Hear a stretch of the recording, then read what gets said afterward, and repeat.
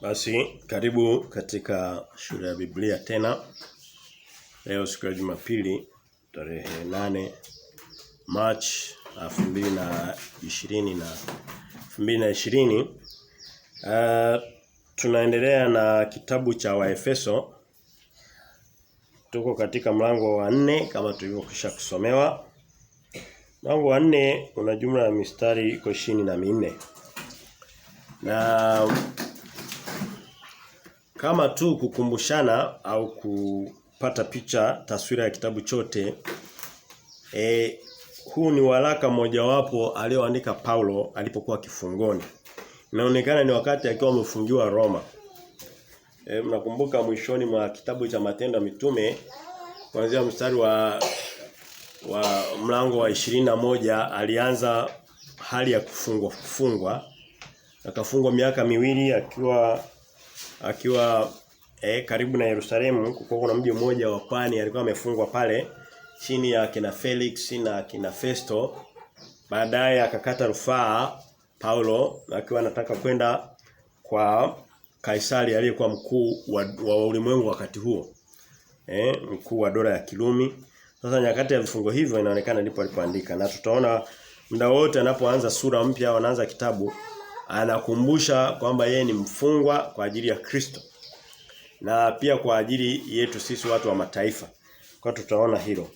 Lakini katika uandishi wa nyaraka hasa hizi za Paulo utakuta mwanzoni anaanza na doctrine. Doctrine tushasema ni nini?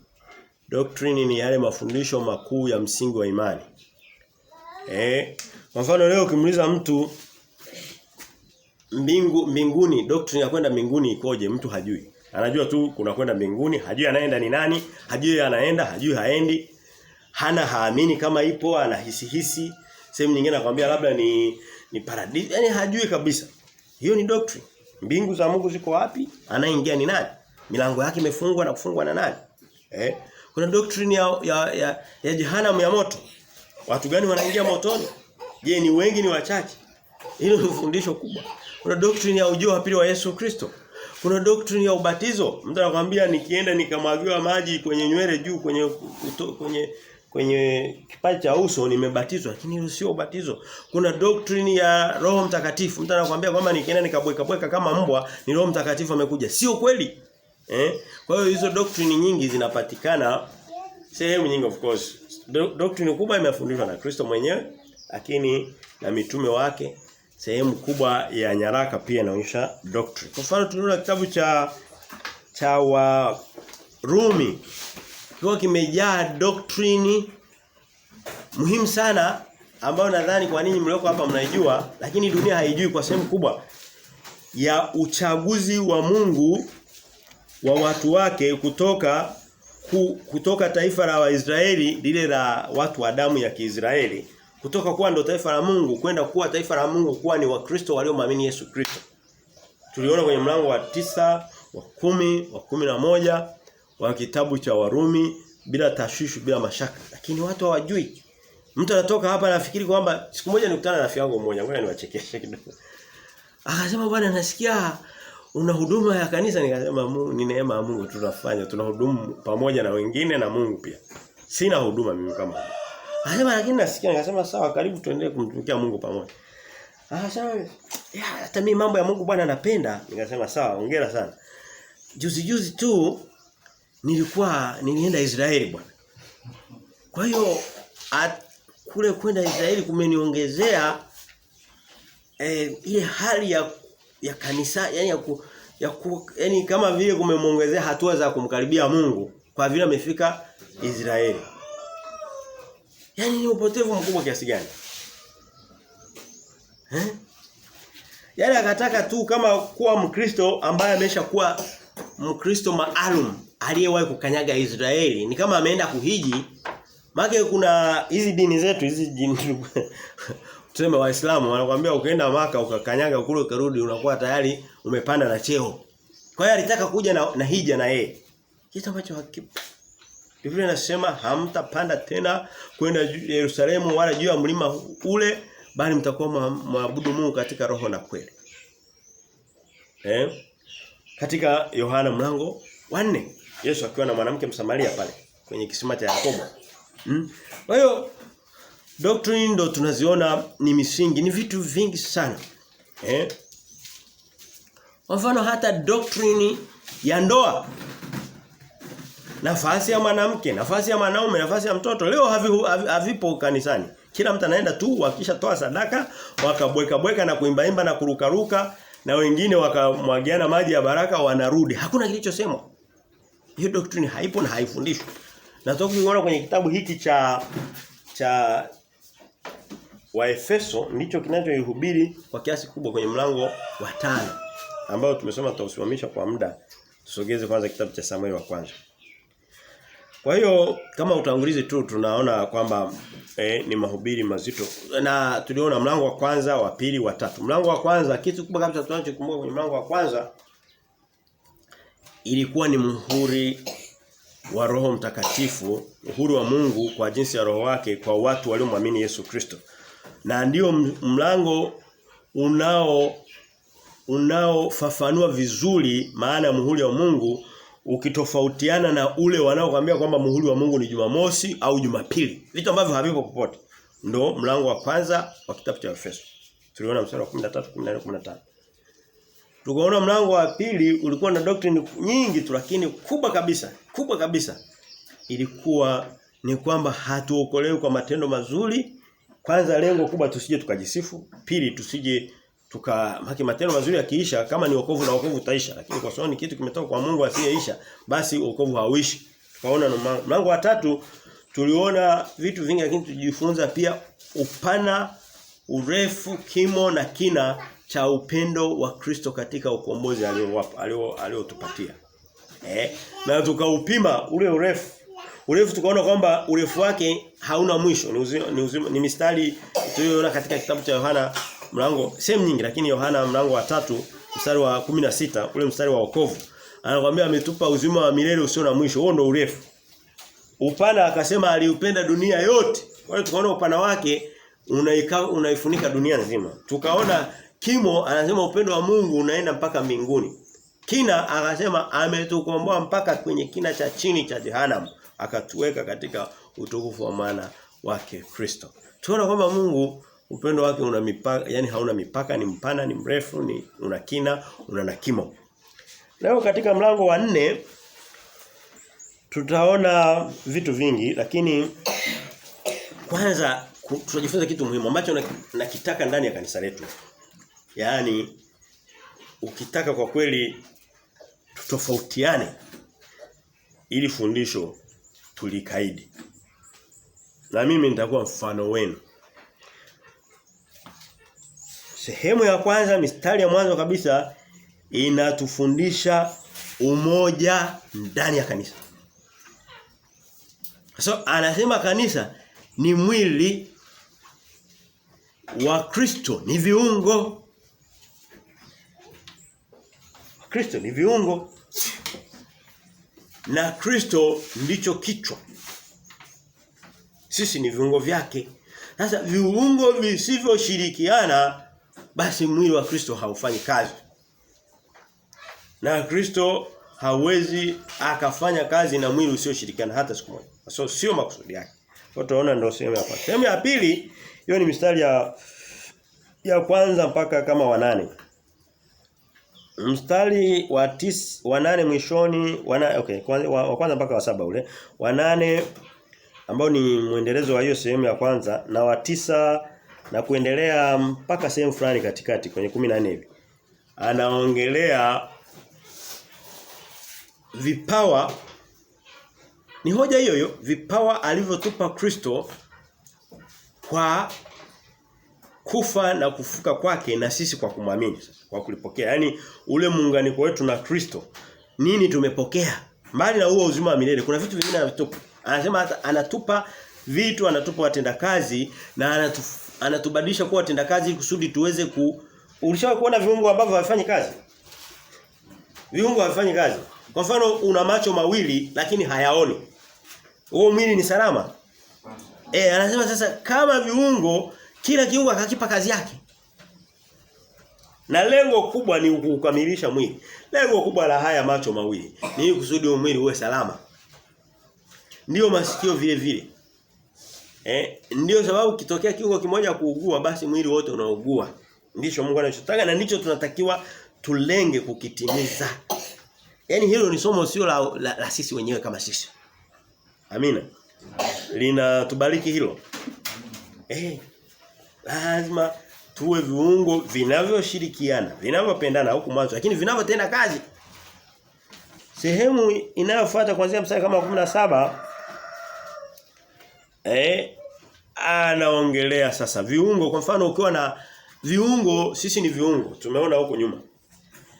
Viungo lazima viwe sasa viko salama, viko visafi, vimetakasika. Kwa mfano ukiamka asubuhi kusudi macho yaone vizuri, uje ujaribu ushinde bila kunawa uso. Macho baki na tongotongo zi. Huoni vizuri, unasikia kama yanawasha. Yaani hata ukiangalia unaona kama humuoni mtu vizuri, unaona kama amefifia. Sasa anataka tujitakase kama viungo viwe viungo safi. Visivyo na dhambi, kwa sababu dhambi lazima iturudishe nyuma tushindwe kufanya kazi ya Mungu. Wewe unaangalia ni fundisho mbalo, lakini ukimpa mtu akwambia soma mlango wa 4, hana atakachokitoa mle. Lakini tukikutana kanisani, anasema mnapokusanyika wale watatu na Roho wa Mungu anakuwa katikati yenu. Ndiye atatufundisha. Unakuta kwamba sehemu uliyokuwa unasoma huoni chochote, unakuta Mungu ana ujumbe mzito sana. Na sehemu ya mwisho ni lile tu, ni kama kufunga kwenye hiyo sura, lakini bado ni hoja ile ya kama ya kujisafisha na kujitakasa ili kusudi tuweze kufaa katika kumtumikia Kristo. Tuanze mstari wa kwanza. Anasema hivi: kwa hiyo nawasihi mimi niliyemfungwa katika Bwana, mwenende kama inavyostahili wito wenu mlioitiwa, kwa unyenyekevu wote na upole, kwa uvumilivu, mkichukuliana katika upendo. Mstari wa 3 anasema na kujitahidi kuhifadhi umoja wa roho katika kifungo cha amani. Unaona hapa anatengeneza mshikamano fulani. Na anasema hivi. Kwanza anasema mimi niye mfungwa katika Bwana. Anatukumbusha kwamba haandiki hivi kwa kujiinua na kujitukuza. Anasema kuna gharama nimelipa mpaka naweza kufanya hii kazi. Niko kifungoni. Yamkini kama angefunguliwa angesema bana mimi hizi habari za kuandika mambo ya Mungu na kuhubiri na achana nazo, yamkini asingefungwa tena, angeachiliwa huru. Lakini anasema hapana, mimi ninatoa uhuru wangu, natoa uhai wangu ili kusudi muweze kuhudumiwa kiroho. Kwa hiyo anasema mimi ndiye mfungwa katika Bwana, mwenende kama inavyostahili wito wenu mlioitiwa. Tulie kidogo tutafakari hapa kidogo. Mwito wetu tulioitiwa. Mtu umemwamini Yesu Kristo. Na ile imani ni imani kwanza ya wokovu. Ya kusamehewa makosa yetu. Na ndivyo ilivyo. Ila mtu anatoka anakuwa kanisani, ameokoka amefanya nini? Anatembea. Haya, tunaona kwamba si matendo mazuri yanatupeleka mbinguni. Tuliona kwenye mlango wa 2 na sehemu nyingine. Lakini bado mtu anatembea anachafuka kuliko mtu wa dunia. Huu mstari unamhusu, anasema kama unavyostahili wito wenu. Kama mtu umeitwa kwa ajili ya usafi, kwa ajili ya kusamehewa dhambi, sasa unaamuaje kuziishi zile dhambi tena hata kama sicho kinachokupeleka mbinguni? Kwa hiyo anatuambia kwamba lazima tufanane na wito wetu. Wito wetu tumeitwa kusudi tutoke katika uchafu, katika uovu, katika hukumu, katika tamaa za dunia hii. Katika tamaa za dunia hii. Lakini anasema ndivyo mnavyoenenda, ndivyo Wakristo wanavyoenenda. Hem, turudi kwa mfano katika uhalisia wa kila siku. Tuje dhambi kwa mfano ya uongo au ujanja wa kauli mbili. Ukienda katika duka la Mkristo na duka la mtu asiye na imani, asiye Mkristo. Tuchukulie mtu wa Mpemba kwa mfano. Tutoe mfano. Huyu ni Mkristo anatokea popote hapa Tanzania bara. Maana watu wenye maduka yao wanajulikana. Na huyu ni Mpemba yuko ambaye hana Kristo. Kwa sababu Kristo hayuko pale. Huyu ni Mkristo ameitwa kwa jinsi ya utakatifu wa Kristo. Lakini inapokuja utapeli, labda mizani iliyokorofishwa kwa ajili ya wizi na kukupa kitu kilicho expire, kimepitwa na wakati. Wakristo namna hiyo haoni aibu kukupa kitu kilichopitwa na wakati miezi 3-4 nyuma. Ndio sio? Ndivyo ilivyo. Sasa Kristo anasema, neno la Mungu linasema tuenende sawa sawa na wito wetu. Sisi tumeitwa ili kusudi tufanane na hivyo. Halafu tulichoitiwa sicho tunachokiishi. Kwa hiyo najua hatuwezi tukawa labda wakamilifu moja kwa moja, bado tuna hii miili michafu. Na tunajua kwamba hii miili haitakaa urithi ufalme wa mbinguni, Biblia inasema. Lakini hii miili lazima tuna jukumu la kuifisha kila siku, kuipunguzia nguvu. Paulo anasema katika Wakorintho wa kwanza mlango wa 15 mstari wa 31 anasema na huku kujisifu kwangu, anasema mimi ninakufa kila siku. Lazima tufishe dhambi ya uongo. Tufishe dhambi ya wizi, utapeli, uchafu. Leo ukimwangalia Mkristo, uvaaji wake, awe kijana wa kiume wa kike, ni mbaya kuliko mtu asiye na imani. Sasa neno linatuambia kwamba tutembee sambamba na wito tulioitiwa. Hilo tukiendelea kulisikia leo na kesho na kesho. Wakati mwingine nikiri kwamba laumu sana wa Kristo. Japo wana sehemu kubwa ya lawama. Na of course dhambi hizo wanazibeba wao. Lakini kuna aliye na dhambi kubwa zaidi. Yule anayemhubiri hawezi kumsomea mistari kama hii. Okay, unaweza sasa kwani yeye hana macho. Kazi ya kwanza ya kanisa ni kutoa uongozi wa namna ya kulisoma neno la Mungu. Ni vigumu sana uwe katika kanisa ambalo linasoma misale ya waumini ukatoka ukasoma Biblia. Haipo. Uwe katika kanisa ambalo linasoma mistari 2, 3, 5 inayowafurahisha tu. Alafu kwenda ukasoma neno la Mungu, ukasoma Ufunuo. Huwezi. Unaweza? Pana. Kwa hiyo unakuta kwamba kosa linaanzia kwa hao viongozi wao, la pili ni hao ambao wanapenda hiyo. Kwa hiyo wote wanagawana makosa. Lakini Mungu anasema tuenende sambamba na wito tulioitiwa wa usafi wa roho na utakatifu na uaminifu na ukweli. Mstari wa pili anasema kwa unyenyekevu wote na upole, kwa uvumilivu mkichukuliana katika upendo. Sasa huku anaanza na wito tulioitiwa. Wito tulioitiwa kwa kweli ni mpana sana. Wito tulioitiwa ni mpana. Sio usafi peke yake, lakini ni pamoja na hii hali ya umoja na ushirikiano. Neno la Mungu linasema kusoma katika sijaandae mstari lakini katika Yohana mlango wa 16 na 17. Anasema ninyi muwe na umoja kama mimi na Baba yangu tulivyo na umoja, ndivyo dunia itajua kwamba ninyi ni wanafunzi wangu.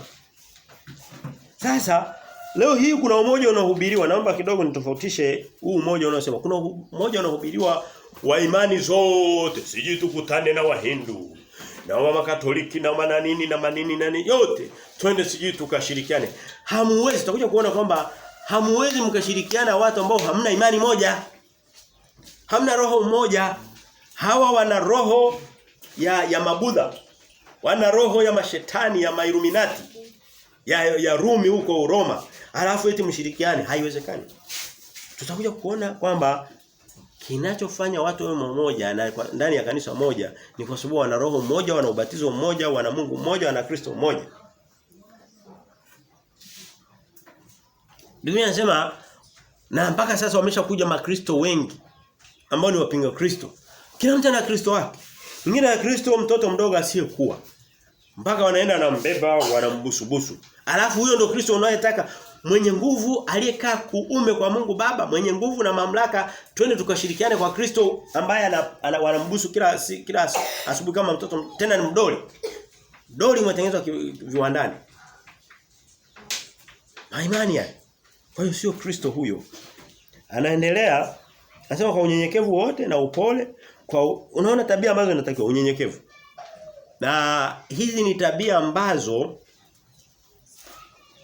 ni za msingi katika umoja. Na huu umoja sio lazima uwe kanisani peke yake. Unaweza kuwa umoja katika nyumba, katika familia, katika eneo moja labda kitongoji au nini. Lazima kuwepo na unyenyekevu na upole. Na tunaposema upole watu wanataka kufikiria kitu tofauti. Kwa mfano Yesu alikuwa mpole, hakuwa mpole. Alikuwa anakemea, alikuwa hakemei.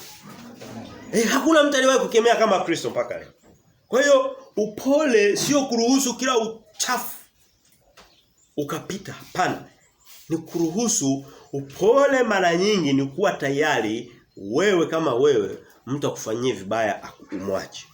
Lakini sio kuruhusu uovu uenee kwa jina la upole. Leo hii wanaoitwa wachungaji na wanaitwa hivyo. Mimi siwaamini kama ni wachungaji. Huwezi kuwa mchungaji alafu unapoteza watu kaitwa mchungaji. Wale wanaitwa wachungaji atakwenda katika kutafuta kupendwa, upole, hagusi mistari yote inayokemea dhambi. Ndio sio. Eti kwa jina la upole. Kinachotokea pale ni mamimba makanisani. Ni uovu na uasherati makanisani. Ni ushoga makanisani. Kristo anasema jitieni nira yangu mkajifunze kutoka kwa kuwa mimi ni mpole na mnyenyekevu wa moyo. Akitoka akifika mbele anawaambia nendeni mkamwambie yule mbweha. Lazima tufike sehemu fulani mbweha tumuite mbweha lakini bado utakuwa wapole. Mtu anakuja na kuonea unamwacha. Lakini Biblia inasema ukisoma katika Zaburi ya 139 anasema je Bwana ni waache wanaolitukana jina lako waendelee kulitukana? Huwezi ukaliacha. Sio kwamba hutaenda kugombana nao mikono kwa mikono, lakini utahubiri dhidi yao, utahubiri ukweli wakati wao wanahubiri uongo ili kusudi watu wachague cha kuamini. Ndicho tunachofanya hapa. Anasema upole kwa uvumilivu. Naomba tujifunze. Tujifunze pole pole. Unaweza usijue leo kuvumilia yote. Biblia inasema upendo kuvumilia yote. Tuliona katika kitabu cha Wakorintho wa kwanza mlango wa 13. Kuvumilia yani tatizo linakupata. Kuna watu wengine akipata tatizo leo kesho ameshachukua. Mimi naondoka. Naachana. Kama ni mwanafunzi anasema naacha shule. Yani vitu kama hivyo. Uvumilivu ni tabia kubwa ya kimungu. Biblia inasema Kristo alivumilia adha zote na mateso na nini, asingekuwa mvumilivu ile zoezi la wokovu lingekatikia njiani. Lakini alilivumilia mpaka likaisha kalikamilisha. Anaendelea mkichukuliana katika upendo. Kuchukuliana ni aina tofauti na kuvumiliana. Yaani unaona jambo linaendelea, unalipa muda kwamba kesho pia kuna siku kuvumilia sio kufuga uchafu. Kwa mfano nitoe mfano, itokee tabia labda mtoto anataka kuwa anakuja nyumbani saa 2 usiku. Mungu hakwambii kwamba wewe baba mvumilie, sicho hicho anachokisema. Sasa dunia ndicho anachotaka uvumilivu wa namna hii, hapana. Tulishaona katika Wakorintho wa kwanza mlango wa 5, anasema kama kuna mzinzi katikati yenu mtengeni. Anasema na mimi nisipokuwa pamoja nanyi niko huku kifungoni, lakini tayari nina taarifa za huyo mtu na tayari mimi nimeshamhukumu. Mtenga sio katikati. Anasema kwa sababu chachu kidogo huchachua donge lote. Lakini anachosema ni vile vitu vidogo vidogo. Umekutana na mtu asubuhi labda hajakusalimia, ukatengeneza vendetta. Hasira. Hapana. Hivyo ni vitu vidogo. Salamu hakuna sehemu ilipoandikwa kwamba lazima usalimie mtu, hata sio amri ya kimungu. Lakini watu ndicho wanachokiangalia. Mungu alichosema msivumilie uzinzi, lakini unaweza ukavumilia mtu asiyekusalimia. Au ambaye unamsalimia hakujibu. Mpaka utakapofika sehemu unasema sasa labda hahitaji tena, itaonekana nina mgasi. Kwa hiyo ni yale matendo ya papo kwa papo ya mwilini yani kati ya mtu na mtu. Kuvumiliana. Kitu ambacho kimeondoka duniani. Na anasema mstari wa 3 anasema na kujitahidi kuhifadhi umoja wa roho katika kifungo cha amani. Unaona kujitahidi ni kufanya nini? Kujitahidi maana yake Kiswahili chake ni kufanya bidii. Kutumia nguvu ili kusudi kitu. Kwa lugha nyingine bila jitihada sio kitu kinachotokea kwa hivi. Kwa mfano unaweza kumwambia mzazi kwamba mjitahidi mwapende watoto wenu, ni kitu ambacho anahitaji kujitahidi sana. Ni kitu kimeumbwa, si ndio? Lakini kumpenda jirani yako, kumpenda mtu wa kanisani mwenzako, muumini mwenzako ni jitihada. Ni vitu vya kufanya bidii. Haina tofauti na Kristo alivyosema baba. Anamwambia baba, kikombe hiki ningetamani kiniepuke, lakini si kwa jinsi mimi nipendavyo, bali wewe jinsi unavyopenda. Na Mungu alikuwa anataka hicho kikombe asikiepuke mpaka akinywe. Anasema je, kikombe hiki nisikinywe alichonipa baba? Wakati Paulo alikuwa na Petro alikuwa anamshauri kwamba asikinywe. Akajitahidi, ni jitihada. Kwa hiyo ngoja tuende kwenye uhalisia halisi kabisa. Unapokutana na mwenzako, hata kama hujisikii kumpa mkono, mpe mkono. Ndio? Amina. Amina kwa wote? Hata kama hujisikii kumpa mkono mtoto mdogo kama yule, mpe mkono. Ni kujitahidi. Na unajitahidi leo, kesho kutwa unaweza. Kwa hiyo ni vitu ambavyo havikuumbwa kwa asili, ni vitu vya kuweka jitihada. Nitachukua muda mrefu kidogo kusisitiza maneno hata kama tutamaliza sura, ikilazimu kufundisha siku mbili mfululizo haina ubaya. Anasema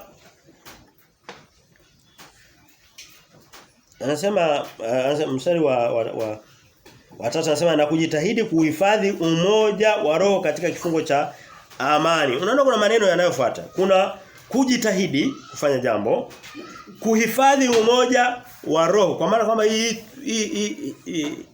jitihada, huu umoja umejengwa katika roho tuliyompata kwa imani na amani kwa nyingine. Ni maneno yale yale. Kwa imani na amani maneno tofauti, lakini moja linatokea iwapo jingine lipo. Imani inazaa amani, imani inafanya kazi katika amani. Ni maneno ambayo yanashirikiana au yako pamoja.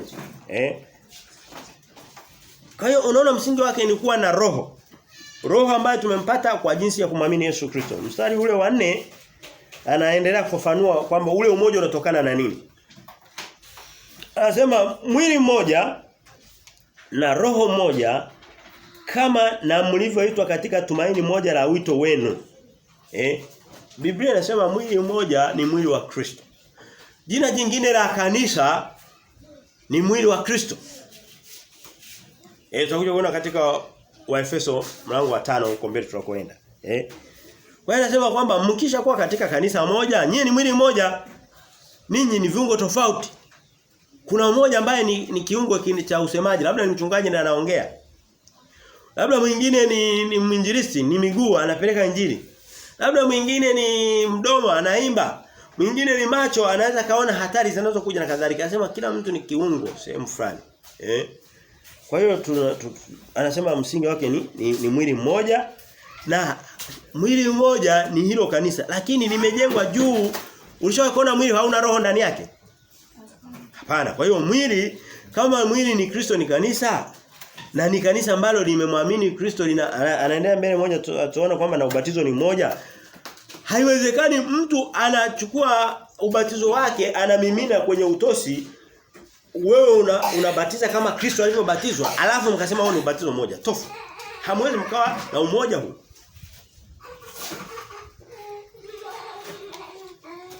Anasema kama na mlivyoitwa katika tumaini moja la wito wenu.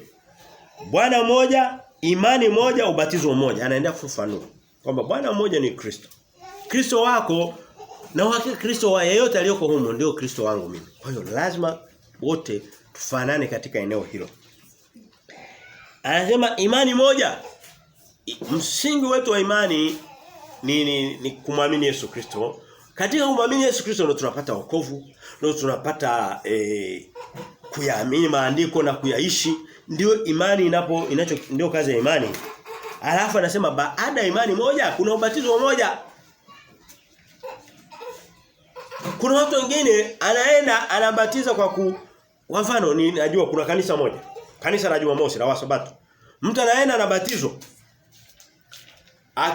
Anasikia akifanya kosa fulani kubwa au dhambi fulani anatakiwa akabatizwe tena. Mlishasikia hiyo? Anabatizwa mara ya pili. Eti ni kuoshwa, ni kama anaenda kuoshwa labda na sabuni sijui. Ubatizo ni ishara. Bali wewe ubatizo unakuja baada ya imani isiyo na mwisho. Ukimwamini Yesu Kristo anasema nami nawapa uzima wa milele. Mwisho wa milele ni nini? Kwenye akili yetu kama wanadamu hatuijui. Labda Mungu anajua, lakini milele kulingana na akili ya kibinadamu haina mwisho. Lakini mtu usijue akaanguka kwenye dhambi ya uzinzi au akakaa nje ya kanisa miaka sijui 2, 3 au 5 sijui na nasikia. Anaenda tena mara ya pili anabatizwa mara ya tatu anabatizwa. Anabatizwa. Sisi tuna uwezo wa kumbatiza mtu mara nyingine iwapo kwa mfano alibatizwa huko.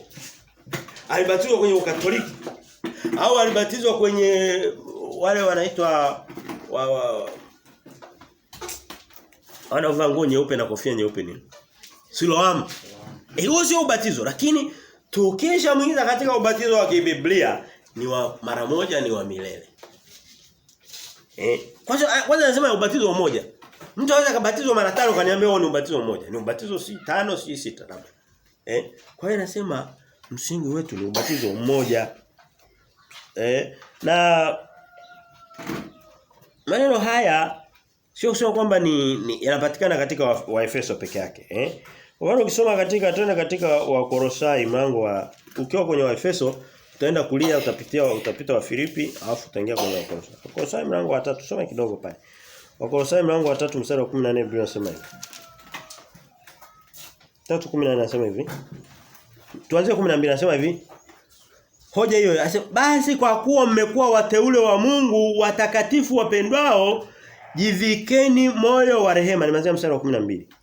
Utu wema, unyenyekevu, upole, uvumilivu, mkichukuliana na kusameheana, mtu akiwa na sababu ya kumlaumu mwenzake kama Bwana alivyowasamehe ninyi vivyo na ninyi. Unaona hii mistari tuliyotoka kusoma ya kuchukuliana, kusameheana, hasa katika vile vitu vya mahusiano ya papo kwa papo. Sio vile vitu vinavyovunja neno la Mungu.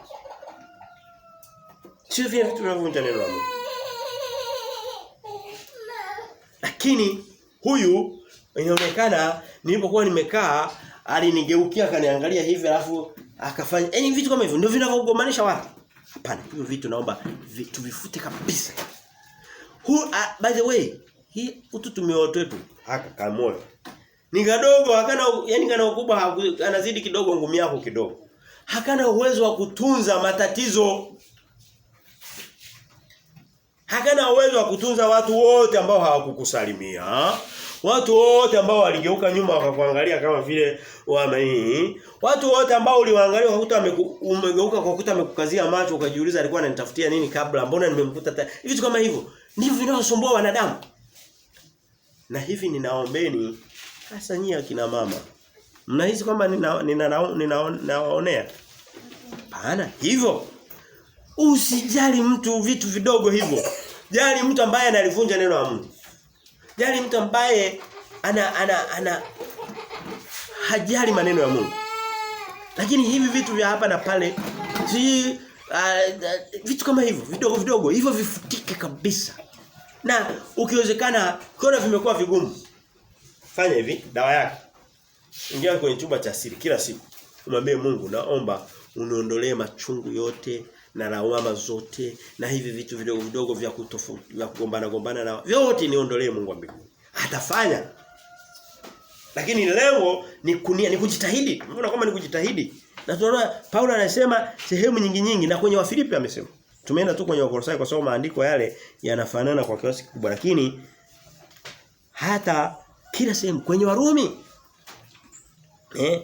mtu ende kwenye Warumi mlango wa 12 tuone jinsi hii hoja anavyoisisitiza.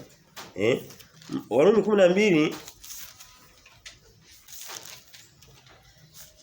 Warumi 12 ndio pale ambapo wanaongelea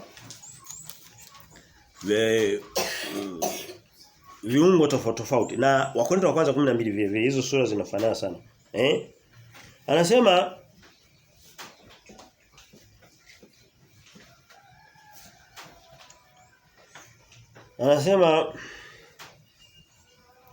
hata tukianzia mstari ule wa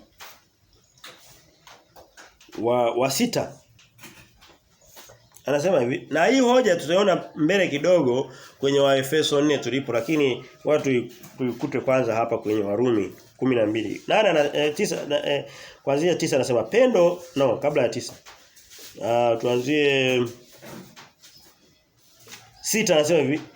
Anasema basi kwa kuwa tuna karama zilizo mbalimbali kwa kadiri ya neema tuliyopewa, ikiwa unabii tutoe unabii kwa kadiri ya imani, ikiwa huduma tuwemo katika huduma yetu, mwenye kufundisha katika kufundisha kwake, mwenye kuonya katika kuonya kwake, mwenye kukirimu kwa moyo mweupe, mwenye kusimamia kwa bidii, mwenye kurehemu kwa furaha. Pendo na lisiwe na unafiki, lichukieni lililo ovu mkiambatana na lililo jema. Mstari wa 10 amesema kwa pendo la udugu mpendane ninyi kwa ninyi, kwa heshima mkiwatanguliza wenzenu. Kwa bidii unaona neno kwamba inahitaji bidii. Haya mambo hayaji hivi ni kujitahidi. Unaona kwamba bado anaongea na watu wa kanisa wa imani moja. Hii pia inawahusu watoto wadogo. Watoto mnanisikia? Mnapokuwa mnacheza, mnapokuwa mnahusiana, mjue kwamba ni watoto tofauti na watoto wa duniani. Ukimwona mtoto mwingine mwenzako hasa wa kanisani, unakuwa unajiuliza mara mbili kabla hujafanya jambo lolote. Watoto wanaweza kacheza akachukua tu jiwe akamrushia mwenzake akampiga. Mshaona hiyo? Hivyo vitu havitakiwi kuwepo katikati ya watoto vile vile.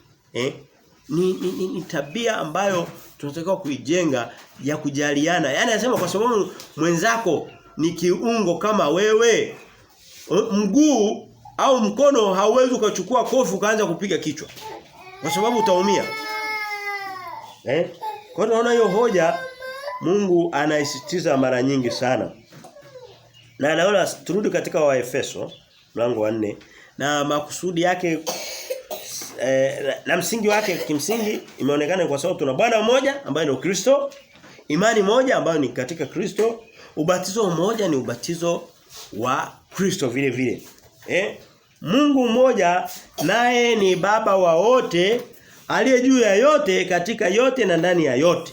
Unaona kwamba anakuambia popote utakapokwenda, vitu vyote hivi mwangalizi wake ni Mungu, yuko katika vyote, katika yote, mahali popote. Sasa ukisha kuwa na Bwana, unajua kuna sehemu nyingine kwa mfano mtu uko maeneo ya kazini. Ukishaenda nyumbani, yule anayekuongoza kazini hayupo. Kwa hiyo unaweza kujikuta una taratibu tofauti za kazini na za nyumbani na za sehemu na za mkoani unakosafiri labda na nini. Lakini anasema kwa sababu tuna Mungu mmoja katika yote, katika vyote, mahali pote, basi inatakiwa tabia zetu zisitofautiane kutoka sehemu na sehemu. Kuna watu wengine wanakuwa watakatifu kanisani. Watu wengine wanakuwa watakatifu kanisani kana kwamba Mungu yuko kanisani. Kwani Mungu yuko kanisani peke yake? Mungu yuko kila sehemu. Inatakiwa uwe umesafiri. Of course inajulikana. Wanasema chuma unoa? Chuma kinanoa chuma. Tuliona katika Mithali 27 mstari wa 17. Tuliona hata Jumapili Alhamisi iliyopita. Mithali 27:17. Chuma unapokuwa katikati ya vyuma wenzako, watu wa kanisa, ni rahisi kuwa umenolewa, umenyooka vizuri. Lakini ukitoka uko umeenda sehemu ambapo hakuna Mungu, unajua imani yao, unajua labda wanatambika, wanafanya nini, unaweza kujikuta ule ushapu wako katika utumishi wa Mungu unapungua kwa sababu hujanolewa. Lakini bado haitupi sababu ya kuendelea kufanana na hao. Unawezekana usiwe sharp. Kiwango cha kusali. Kwa mfano, unaweza kaamka asubuhi, mimi wakati mwingine mtoto mdogo tukane pale. Ananikumbusha sema baba tusali, tusujudu. Ananinoa. Lakini nikiwa niko peke yangu au niko kwa mtu mwingine ambaye labda wakati wako anaangalia mativi anafanya nini? Nitashindwa kwa sababu sijanolewa. Na huna mnoa mwingine. Nasema viungo vinashirikiana. Kwa sababu Mungu ni mmoja, ubatizo mmoja, Kristo mmoja. Kwa hiyo tunakosema kwamba mlango wa 4 sehemu kubwa yake anaongelea umoja. Tusonge mbele. Tusome mstari ule wa 7. Anasema lakini kila mmoja wetu alipewa neema kwa kadiri ya kipimo cha kipawa chake Kristo. Hili ndio tumetoka kuliona. Anasema anayetabiri kwa maana kuhubiri, hahubiri sawa sawa na imani yake. Na ndio sababu kuwa na Biblia hakuwezi kukupa kigezo cha kusimama mbele ukahubiri. Hapana. Utahubiri kulingana na imani ulionayo. Utahubiri kulingana na imani tunaona kwamba inatokana na neno la Mungu. Mtu unajikuta anataka kwenda mbele ahubiri, siongelee labda kanisa hili kwa sababu labda tunahubiri hapa. Unaenda kwenye makanisa unakuta mtu yani hajui hata vitabu vya Biblia vimepangwaje kuanzia labda Agano Jipya, Mathayo, Marko, Luka, Yohana, Matendo ya Mitume, wa Galatia, wa Korinto wa kwanza, wa Korinto wa pili, Warumi, vile vitabu vilivyopangwa vile. Nilikuwa naenda haraka lakini na uwezo wa kuvitaja tu vizuri, Hajui hata sura ya kitabu kipi inasema nini. Alafu anataka kwenda mbele ahubiri. Sasa hiyo hali ya mtu kuto kufanya kitu ambacho amepewa neema kwacho, nayo inaleta mvurugiko ndani ya kanisa. Kwa sababu atakwenda ni sana tuchukulie kazi ya kutembea, si inafanywa na miguu. Uipe mikono. Mikono ndio itembee. Sawa, inawezekana ukasogea lakini ufike mbali. Sawa. Hebu turudie kwenye vile vitabu. Tumesema Mathayo, Marko, Luka, Yohana, Matendo ya Mitume, Warumi, wa Korinto wa kwanza, wa Korinto wa pili, wa Galatia, wa Efeso ambapo ndo tuko leo, wa Filipi, wa Kolosai, wa Thessalonike wa kwanza, Thessalonike wa pili, Timotheo wa kwanza, Timotheo wa pili, Tito, Filemoni, wa Ibrania, Yakobo, Petro wa kwanza, Petro wa pili, Yohana wa kwanza, Yohana wa pili, Yohana wa tatu, Yuda, Ufunuo. Na hivyo unatakiwa angalau sio kuvitaja tu. Unajua kila sura Mungu anasema nini mle? Unaona kitabu cha Yuda kinahusu nini? Nitakwambia sijawahi kusikia. Mungu anaongelea manabii wa uongo mle. Mungu anaongelea mashoga, watu wanaoita mambwa, wanaokula matapishi yao. Hiyo sura inaongea sawa sawa na Petro wa pili, mlango wa pili. Sawa sawa utafikiri wameandika pamoja. Na haina tofauti sana na Warumi mlango wa kwanza. Sasa ndio sababu kanisa haliwezi kujengwa kwa sababu unachukua kazi ya mkono unaipa kichwa. Kazi ya kichwa unaipa kifua. Kwa lugha nyingine lazima tujue Mungu vile vile ametuweka katika nafasi gani? Tujue. Hasa tukaanzia hii habari ya kutabiri, ya kuhubiri. Watu wanahubiri uongo kwa sababu hawajui chochote. Anaendelea anasema katika ule mstari hii sura tutaimaliza leo, tutaiacha, tutasoma nusu ya mistari, nusu nyingine tutamaliza wiki ijayo. Anasema mstari ule wa 7 anasema lakini kila mmoja wetu alipewa neema kwa kadiri ya kipimo cha kipawa chake Kristo. Na anaeleza tulipewa lini? Lini tumepata vile vipawa? Kwa mfano, anasema mstari wa 8 anasema hivyo husema alipopaa juu aliteka mateka akawapa wanadamu vipawa. Kile kifo cha Yesu Kristo ambacho kilihitimishwa kwa yeye kupaa juu ndipo alipokamilisha kazi. Alipomaliza kazi akatupa wokovu, na katika kutupa ule wokovu utaona mistari inayofuata akatupa na vipawa vya kufanya ile kazi yake, kulijenga kanisa lake na kulikamilisha. Na hii mistari, hem tuende katika Zaburi, Biblia huwa haiongei kitu mara moja. Unaweza kufikiri maneno yametoka tu hivi, lakini Mungu anasema kabla. Mtu kwanza tuanze katika kitabu cha Waamuzi. Waamuzi mlango wa 5, usingetegemea kwamba andiko kama hili linapatikana sehemu nyingine, lakini linapatikana sehemu nyingine. Tena katika kitabu cha Waamuzi mlango ule wa 5 mstari ule wa 12 anasema hivi. Waamuzi 5:12 anasema hivi. Anasema amka amka Debora. Amka amka imba wimbo, inuka Baraka. Hapa Baraka naambiwa na Debora vile vile. Inuka Baraka, wachukue mateka wao waliokuchukua mateka, ewe mwana wa Abinoam. Kuchukua mateka wa waliokuchukua mateka. Unaweza kusema labda haufanani sana. Mtuone katika Zaburi ya 68, nenda kulia zaidi, tutaingia kwenye Zaburi. Zaburi ya 68 tutaona maneno ya kuteka mateka na vipawa, tuone ni vitu ambavyo Mungu alivipanga tangia nyakati za zamani. Sio neno lililotoka kinywani mwa Paulo. Roho analiingiza kinywani mwa Paulo, lakini akiwa alishaingiza katika watumishi wake kabla. Zaburi mlango wa 68 mstari wa 18 Biblia inasema hivi. Wewe umepaa juu. Mara nyingi anakuwa anaongelea habari za Kristo katika hii habari unaiona. Umeteka mateka,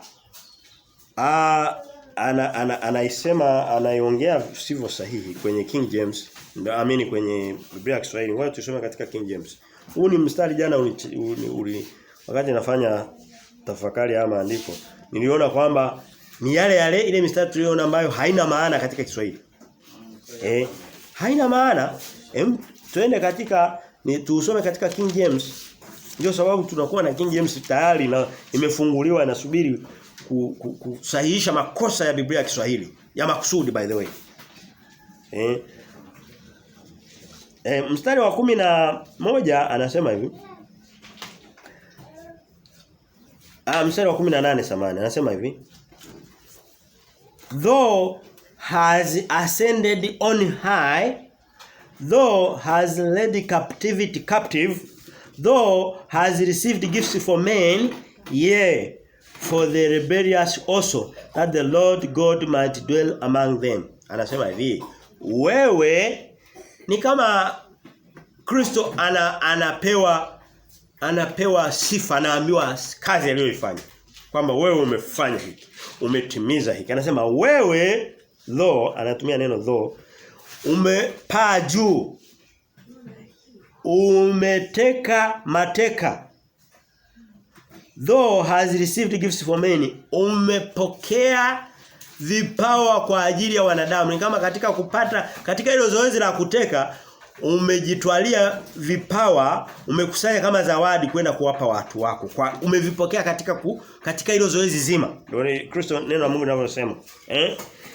Naam, for the rebellious also, hata kwa wakosefu wenye kupinga. Kristo ametupa vipawa hata kwa sisi tulio wakosefu. Hicho nataka kusema. That the Lord God might dwell among them. Ili kusudi Bwana Mungu akae katikati yao. Yaani ni kazi ya Kristo ya kutusafisha, kututakasa na kupitia kwa jinsi ya vipawa anavyotupa, na baadaye tutakuona kwamba atatupa vipawa vya watendakazi mbalimbali, atatupa wainjilisti, atatupa mitume, manabii, wachungaji. Anasema kwa lengo kubwa ni kuwakamilisha watu wa Mungu. Kwa hiyo anatupa kanisa lililo na vipawa mbalimbali, lakini humo anatupa na watendakazi maalum wa kutukamilisha. Na yeye akiwa ndiye jeo kula pembeni, sio kazi anafanya mwingine, yeye yuko katikati yetu. Kwa anasema mstari wa 8, tukirudi sasa, tumeshaona sehemu mbili. Tumeona katika Waamuzi, tumeona hata katika Zaburi. Ndipo haya maandiko yani utabiri wa Kristo kufanya hii kazi haukuja baada ya Kristo kufufuka. Ulikuja kabla ya yeye kuja. Anasema alipopaa juu aliteka mateka, akawapa wanadamu vipawa. Niko mstari wa 8 wa Efeso. Anaendelea anasema mstari wa 9, basi neno hilo alipaa maana yake nini kama sio kusema kwamba yeye naye alishuka mpaka pande zilizo chini za nchi. Naye aliyeshuka ndiye yeye aliyepaa juu sana kupita mbingu zote ili avijaze vitu vyote. Huu mstari naomba nikiri kwamba sikuandaa mistari mingi, lakini huu mstari wa 9 unasema kwamba tunajua Kristo alipaa, na katika kupaa kama amemaliza kazi akatupa kazi iliyokamilika. Akatupa vipawa vya kufanya kazi, akatupa neno lake, akatupa watumishi, akatupa utakatifu, akatupa kuishinda dhambi vile vile. Lakini anasema hakuipata tu kwa kupaa juu. Kabla ya kupaa juu lazima tujue kazi aliyoifanya. Alishuka mpaka sehemu za chini kabisa za nchi. Biblia inasema Kristo alikaa jehanamu kwa muda wa siku 3 kulipa dhambi adhabu ambayo mimi na wewe au yeyote atakayemwamini Yesu Kristo alitakiwa apewe adhabu hiyo. Kristo akachukua ile adhabu, na ndiyo maneno haya anaposema alipaa juu, maana yake ilitokea baada ya kuwa ameshuka chini. Ama ni njia ya kwenda na kurudi. Ni vigumu kidogo kuyatafakari ya maneno mara moja, lakini tunavyoendelea kujifunza tutakuja kuona. Nitakuja kufundisha kama fundisho kama somo la kujitegemea. Tutaona mahubiri sehemu nyingi ambapo Kristo alishuka mpaka kuzimu. Sio kuzimu hii ya mita 3 za kaburi. Hapana, hapo ni anasema alienda mpaka kwenye moyo wa nchi. Moyo huko katikati mpaka kule chini ambapo kuna jehanamu. Anasema alifika huko nako. Anasema Bwana hakuiacha roho yake iweze kuona uharibifu katika jehanamu. Aliitoa huko akamfufua. Na Kristo alifufuka mwenyewe by the way. Kwa hiyo huu mstari sehemu nyingine watu wanautumia kuhubiri vitu vya uongo vingi, lakini kwa sababu najua hatujafikia hatua hiyo, basi hakuna shida, tutajifunza. Mstari wa 10 anasema hivi. Anasema naye aliyeshuka ndiye yeye aliyepaa juu sana kupita mbingu zote ili avijaze vitu vyote. Mstari wa 11 anasema hivi. Naye alitoa wengine kuwa mitume, na wengine kuwa manabii, na wengine kuwa wainjilisti, na wengine kuwa wachungaji na walimu. Makusudi yake ni yapi? Mstari wa 12 anasema hivi. Kwa kusudi la kuwakamilisha watakatifu. Watakatifu ni watu gani? Pokeni basi wageni. Watakatifu ni watu gani? Mtakatifu ni mtu gani? Cha Mungu. Jina jingine hasa ni mtu aliyefanya kitu gani? Tendo la utakatifu linapatikana wapi? Mcha Mungu ni kweli. Lakini mtu hamchi Mungu hivi kwanza ni mtu aliyeokoka, aliyemwamini Yesu Kristo. Hata kumcha Mungu katika hali ya kawaida ni kama kuzifuata amri zake. Kuna watu wanazifuata amri za Mungu sana, lakini sio watakatifu. Watakatifu ni kumwamini Yesu Kristo kwanza. Baada ya hapo ndipo sasa tunaishi maisha yanayolingana na wito wetu, ndo tunapewa jina la utakatifu. Sehemu nyingine watakwambia mtakatifu ni mtu gani? Ni mtu aliyekufa vikafanyika vikao, mfululizo wa vikao, sijui akapewa akaitwa maana mwenye heri, wakamweka tena kwenye uchunguzi zaidi, ashakufa. Alafu baadaye anakaa mtaalamu mmoja wanakaa mbele ya matangazo, wanamtangaza rasmi leo amekuwa mtakatifu. Uongo wa namna gani? Anasema watu waliomwamini Yesu Kristo ni watakatifu. Anasema tumepewa hizi nafasi na tukubali kwamba kwa mfano kulikuwa kuna makuhani akina Haruni. Leo hii kuhani kama Haruni yupo? Kwa sababu agano la kuhani Haruni na uzao wa Walawi haupo. Kwa hiyo na neno hili linapoandikwa mtu mwingine anasema unaona sasa. Mungu anasema kwamba kuna mitume, kesho na kesho anajitangaza wanaitwa mitume. Hapana. Yesu alikuwa na wanafunzi wengi tu watendakazi wenzake, lakini alienda akachagua 12 na akawaita mitume. Sasa kwa nini wale wengine walikuwa wanafanya kazi, wanafanya miujiza lakini hako hapa? Aliwachagua 12, baadaye akaja kumongeza Paulo. Wenyewe akajiongezea Matia kwenye Matendo ya Mitume mlango wa 2, akawa sio. Kwa sababu walimchagua wao. Wale walikuwa binadamu, Petro alikuwa binadamu kama mimi na wewe unajua. Ni mtu mkuu kabisa. Atakaa katika viti 12 kuhukumu makabila 12 ya Israeli. Lakini alikuwa mwanadamu, sio Kristo. Kwa hiyo wakakaa chini wakajichagulia mitume, hakufanya ile kazi. Hatumuoni Matia anafanya kazi. Mtume wa kweli akaja akachaguliwa tena. Yule aliyowachagua wao akaja akamchagua akamuingiza Paulo pale akachukua ile nafasi. Na Paulo akatoa sababu anajieleza anasema mimi ni mtume kwa sababu tabia ya kwanza mtume ni watu waliomuona Kristo katika mwili. Na mimi nilikutana naye Kristo japo nilikuwa katika mazingira ya ajabu. Kama nilikuwa mwili katika roho sijui lakini nimeona. Kwa hiyo tunaona kwamba unaweza kusema sasa hoja hii nini? Hoja ni kwamba watu anaenda anasoma anasema haya wengine si mitume, anajiita mtume. Wakati Kristo alitoa mitume wake. Mitume ni wale 12 na Paulo anasema mimi ndo nilikuwa wa mwisho katika Wakorintho wa kwanza mlango wa 15. Mstari wa 8. Anasema akatoa wachungaji wapo mpaka leo, walimu wapo mpaka leo, wainjilisti, mtu anayepeleka nchi. Jana tulikuwa tumefanya kazi ya injilisti. Tuliondoka watu sisi tulikuwa ngapi? Na unakuta mtu mmoja anaweza kana kazi zote. Unakuta ni mchungaji, ni mwinjilisti, ni mwalimu, lakini msingi unatakiwa usifanye zote. Lakini ni kama ilivyo askofu, mzee wa kanisa, mchungaji ni cheo hiki kimoja. Chenye majukumu tofauti. Ni kama unaweza kusema mkuu wa nchi, labda rais anakuwa ni rais wa nchi, anakuwa ni mkuu wa majeshi ya nchi, anakuwa ni mwenyekiti labda wa chama chake na vitu anakuwa na nafasi 3 tofauti lakini ziko ndani ya mtu mmoja. Kama inawezekana duniani, kwa nini isiwezekane duniani? Lakini leo watu wanajitwalia wanakuambia mitume si mtume nani? Hakuna tabia za mtume. Paulo anasema, "Je, mimi sikumuona Kristo? Mnataka kunifanya kwamba mimi sio mtume?" Kigezo mnachokitumia kwa sababu mitume walikuwa na Kristo. Mimi sikumuona. Tunaendelea ili somo litaisha maeneo haya tutalimalizia wiki ijayo. Mlango wa 4 kidogo una mambo mengi. Anasema makusudi ya kutupa hizi nafasi mstari wa 12 ni kwa kusudi la kuwakamilisha watakatifu hata kazi ya huduma itendeke. Kwa sababu bila hawa kazi ya huduma haifanyiki. Hata mwili wa Kristo ujengwe. Mwili wa Kristo jina lake jingine ni nini? Kanisa. Kanisa lijengwe. Kanisa lazima liwe na mitume wainjilisti anasema kanisa limejengwa juu ya mitume wale 12. Hii kazi tunayoifanya asingekuwepo mtume Paulo yamkini tungekuwa tunahubiri leo. Kazi ya Paulo iko hapa katikati yetu. Hayo kazi ya Roho Mtakatifu.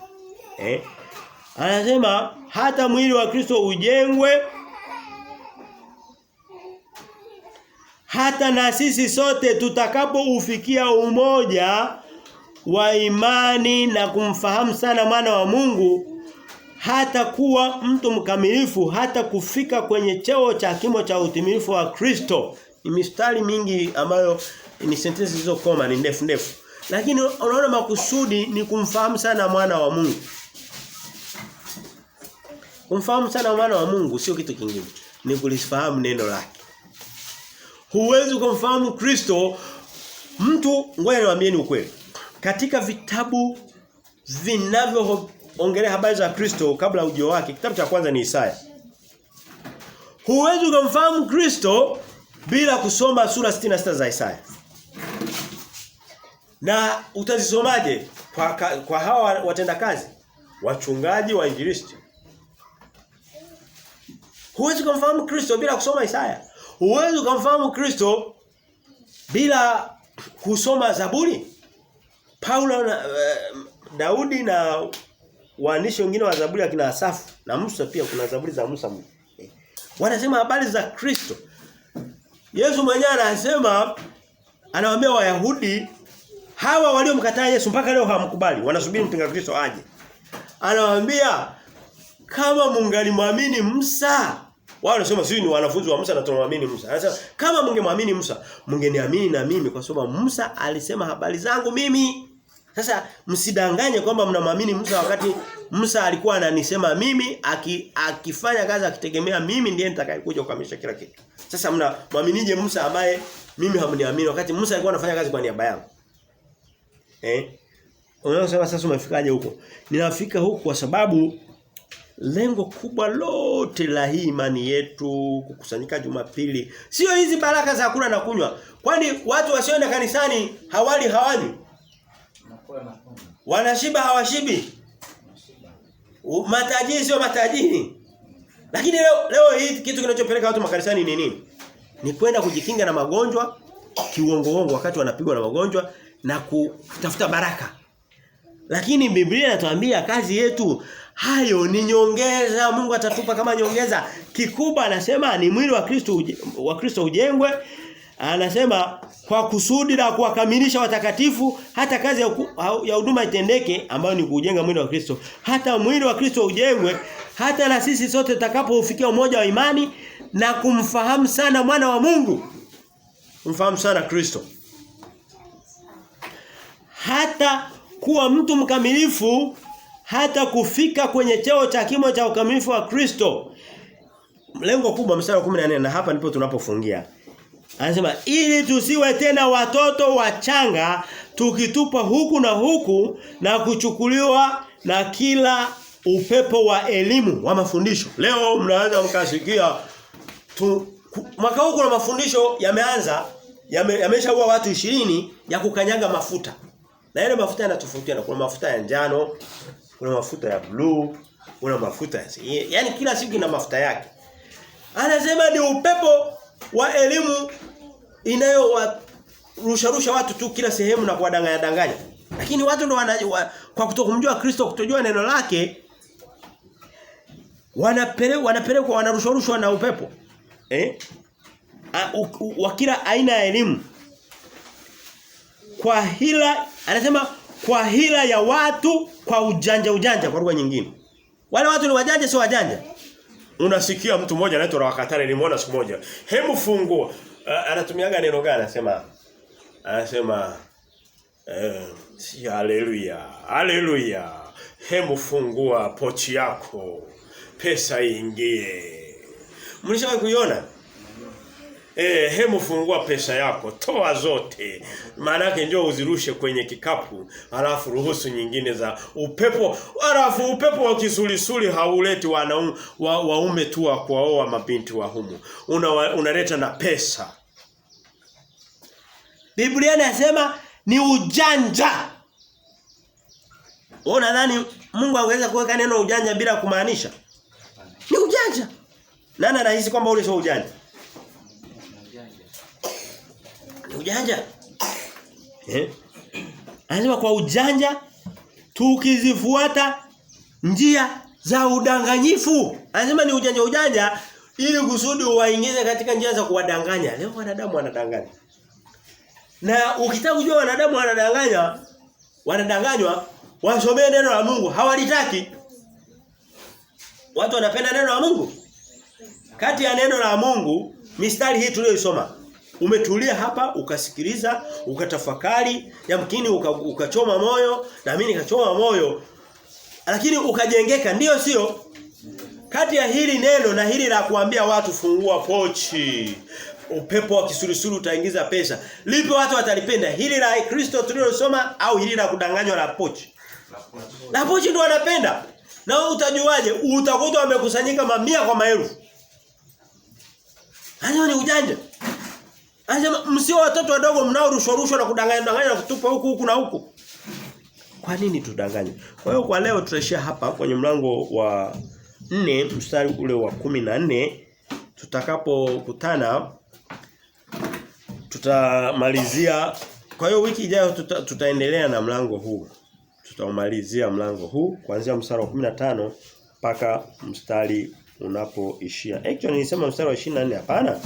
Unaenda sana, unafika mpaka mstari wa 32. Ndio sababu ni mrefu. Samahani, nilisema mstari. Kwa hiyo kuanzia 15 mpaka 32 tutamalizia wiki ijayo. Baada ya hapo tutasimama kidogo. Tutarudi Samuel, tutaikimbiza mara 2 kila wiki, alafu tutakuja kumalizia wa Efeso na tutakuwa tunaingia kwenye vitabu vingine. Tunaenda kujengeka, usidanganyike. Hasa katika nyakati hizi za mwisho. Uongo, upepo wa elimu za uongo ni nyingi na ni elimu za makanisani lakini za uongo, na uongo wa kanisani hauna tiba. Utajikuta tu hunuwezi ukapona. Labda tu neema ya Mungu kufunike. Lakini na tunalenga sana hawa watoto wadogo. Watoto wadogo wanatafutwa sana na shetani. Hakisha mtoto wako hakosi kanisani ili kusudi amjue Mungu utotoni, wakati bado akili yake inaweza ikadanganywa, alindwe akiwa bado mdogo ili kusudi hata atakapokuwa mkubwa awe anaijua kweli, haweza kadanganya na kutupatupa na kurushwa na elimu za uongo. Mungu abariki sana. Kristo tunakushukuru kwa fadhili zako. Asante katika neno lako Mungu, katika kitabu hiki cha Efeso mlango wa 4. Baba, naomba ukabariki neno lako, likatende makusudi yako katika maisha ya watu waliokusanyika hapa mbele yako na hata walioko katika wakitufuatilia kutokea mbali. Mungu, naomba baraka zako na neno lako likawashike vile vile Mfalme. Naomba ulinzi wako, naomba ukawe pamoja nasi katika pindi vinavyoendelea.